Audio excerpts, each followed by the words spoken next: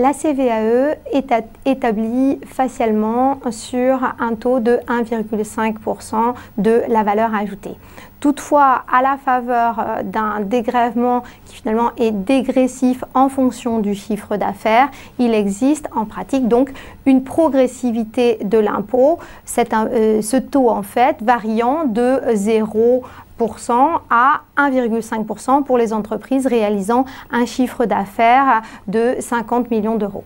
Jusqu'à présent, dans les groupes intégrés, était apprécié le chiffre d'affaires réalisé individuellement par chacune des sociétés pour déterminer finalement ce taux effectif d'imposition. Le législateur est intervenu et il a précisé que désormais devrait être retenu pour ce taux d'imposition non pas le chiffre d'affaires dégagé par chaque entité, mais bien le chiffre d'affaires réalisé par l'ensemble du groupe intégré. Alors, il est à noter que cette règle, toutefois, ne s'applique pas aux groupes dont le chiffre d'affaires global est inférieur à 7 630 000 euros. La CVAE, comme la CFE, est due l'année entière par le redevable qui exploite l'entité au 1er janvier de l'année d'imposition.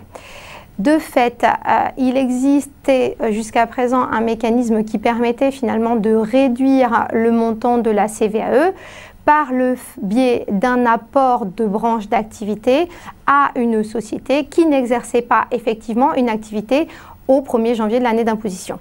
Pour faire obstacle à ce type d'optimisation, le législateur a prévu que celles des sociétés qui, quoique n'exerçant aucune activité au 1er janvier, bénéficiaient dans le cadre d'opérations d'apport partiel d'actifs, de scission, de TUP, d'une nouvelle activité en cours d'année, seraient redevables pour même cette première année d'activité à la CVAE.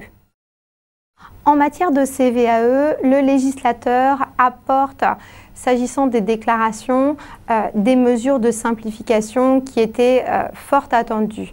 En effet, vous savez que les entreprises ont l'obligation annuellement de déclarer leurs effectifs salariés afin de permettre la répartition du produit de la CVAE en fonction de la localisation de leurs salariés.